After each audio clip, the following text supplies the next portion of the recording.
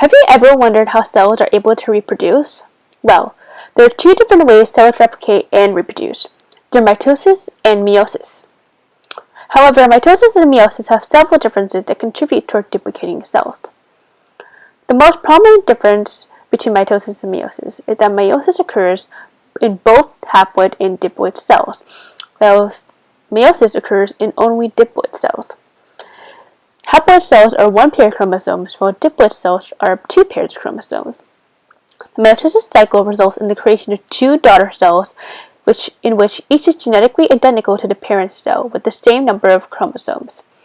The meiosis cycle results in the creation of four daughter cells, in which each haploid are genetically different from each other and from the parent cell. Meiosis is part of the process of sexual reproduction. Sexual reproduction begins with the process of fertilization that results in a diploid zygote for multicellular organisms because it has two haploid sets of chromosomes that have genes of the maternal and paternal family lines. The zygotes then go through mitosis and with the help of descendant cells generate the somatic cells of the body. Somatic cells are any cells in a multicellular organism other than gametes or their precursors. After mitosis, gametes, which are reproductive cells that transmit genes from one generation to the next, are produced through meiosis. Fertilization and meiosis alternate in sexual life cycles and help maintain a constant number of chromosomes in a species from one generation to the next. Let's begin by explaining the stages of meiosis. Meiosis has two cycles of cell duplication, meiosis 1 and meiosis 2. Before meiosis, cell cycle occurs in interphase. During interphase, DNA replication occurs with uncondensed chromatins. Also, the centrioles and aster form within the cell, and a nucleolus is present within the cell. During this phase, the cell also obtains nutrients and proteins in order to grow and conduct normal cell functions. Most of the cells spend their lives in interphase to grow, and then during mitosis and meiosis undergo division. After interphase, the cell goes into prophase 1.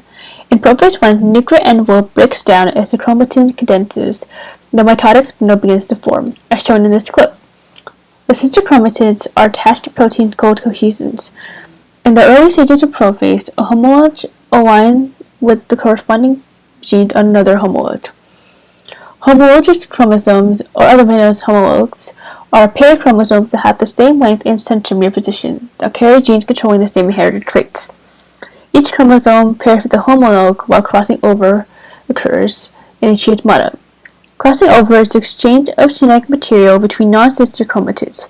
After crossing over, the homologous pair moves towards the metaphase 1 plate. The movement between the metaphase plate acts as a substep between prophase and metaphase, called prometaphase 1. During prometaphase 1, the nuclear envelope completely breaks down, and a pair of sister chromatids connected by kinetophores around the chromomere. Kinetophores are the protein structures on chromatids where spindle fibers attach. The kinetophore microtubules extend from the sides of the opposite poles and attach to kinetophores. After prometaphase, the two homologs line up at the metaphase plate in metaphase 1. Microtubules are attached to kinetophores at the centromere of both chromatids within one homologous chromosome. In this cell, four homologous chromosomes are lined up along the metaphase plate. The next step that the cell goes through after metaphase is the process of anaphase. In anaphase 1, the homologous chromosomes separate and move towards opposite poles guided by the mitotic spindle. The sister chromatids remain attached throughout the entire process, so the whole chromatids move as one unit towards the poles. Anaphase sets up the action for the last stage of the meiosis. Telophase is the last phase in which a nuclear membrane begins to form once again, and the two cells split to create two haploid daughter cells. Cytokinesis, which is not part of meiosis, is another event that occurs simultaneously with telophase 1. New chromosome duplication occurs between meiosis 1 and meiosis 2. Now the cell goes through prophase 2, in which the spindle apparatus forms, and chromosomes condense to go into prometaphase 2. Similar to prometaphase 1, two chromatids at the centromere move towards the metaphase 2 plate.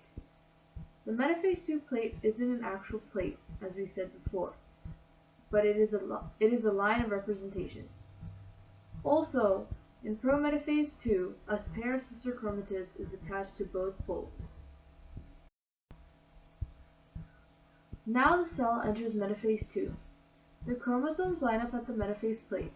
The kinetochores of sister chromatids attach to microtubules that extend from opposite poles. The two sister chromatids of each chromosome are not genetically identical this time because of the crossing over that occurred in meiosis I. After metaphase 2, the cell engages in anaphase 2. The breakdown of proteins holding the sister chromatids at the centromere allows the chromatids to separate and the chromatids move towards opposite poles as individual chromosomes. After anaphase 2, the cell reaches telophase 2, where the nuclei form and chromosomes begin decondensing. Four daughter cells with a haploid set of chromosomes are produced at the end of this phase. The four daughter cells are genetically distinct from one another and from the parent cell,